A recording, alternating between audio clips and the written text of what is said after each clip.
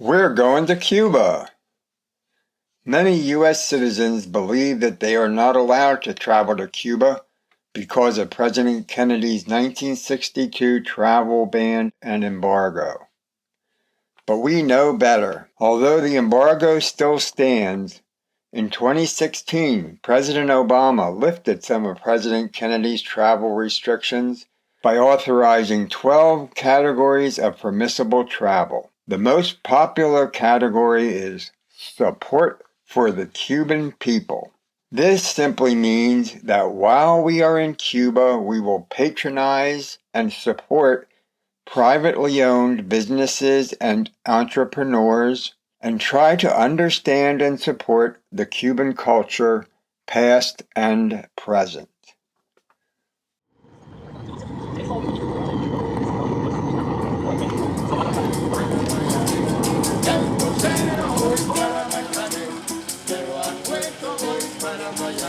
The first thing that we wanted to do was to visit Cuba Libro, an iconic English language bookstore and cafe that we had heard about in a podcast that we had listened to while planning our trip.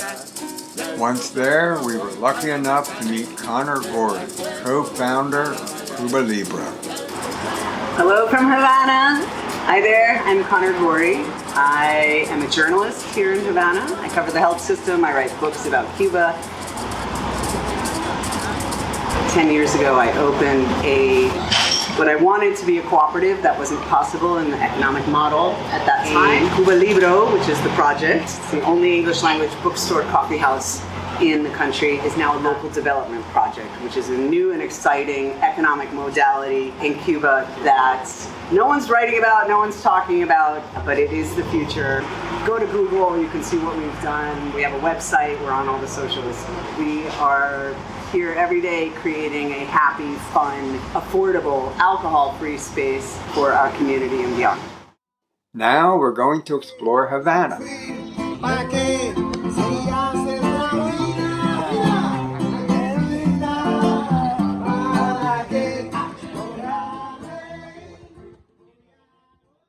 Oh, my name is Beatrice. Yes. It's a pleasure, sir. You're welcome here. Of all of these main historical and cultural places of the city, starting here at this oldest square of Havana, the main square in town, okay? On the middle of that square, a monument to remember our father of the homeland, Don Carlos Manuel de Céspedes. He set freedom to his slaves on October 10, 1868, when the wars against Spanish began. That besides, he was also our first Cuban Republic president.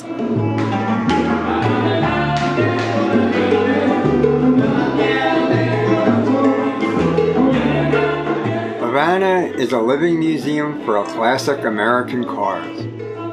Although importation of U.S. cars and the mechanical parts needed to repair them were banned after the 1959 Cuban Revolution, Cuban ingenuity kept them running, with parts that were never intended for them, like Russian and Japanese diesel truck engines. So if you just walk 3 blocks, deeper in, off the beaten track in Old Havana, you will see real Cuba. There's no garbage pickup and, overcrowding and precarious housing, people living without air conditioning. I mean, it's really hard for the U.S. mindset to appreciate how much struggle goes on here to get your kids fed, get them to school, get yourself to work, get your house cleaned, have some entertainment. Really, really difficult. What can we do to support the Cuban people? One thing I would say, and I talk about this in all the books that I've written about Cuba, before you come to Cuba, write down your expectations. And while you're in Cuba, keep a journal of what you're seeing and what you're experiencing, and then compare what you wrote while you were in Europe or Canada or the United States before you traveled here, and then what you're actually experiencing, because it is an interesting lesson in expectations, propaganda, what the internet can do, and then when you're actually on the ground. So that's one thing. The other thing is to vote out the politicians that are maintaining the sanctions. If you live in Florida, Otaola, DeSantis, all of those clowns, vote them out. Thank God Bob Menendez is getting indicted in New Jersey. the Cuban sanctions that the U.S. maintains are a domestic policy, and they are hurting Cuban people, and they're hurting Cuban families, and the optics, whatever optics and whatever spin they actually want to put on it in D.C. or in the United States, here on the ground, Cubans love having American tourists. Cubans love learning about American culture.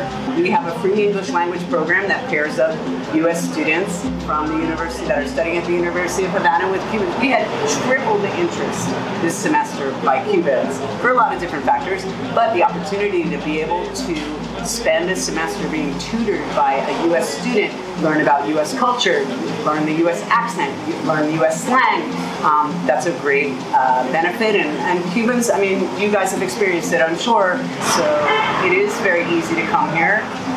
It's not brain surgery, and I encourage people to do so.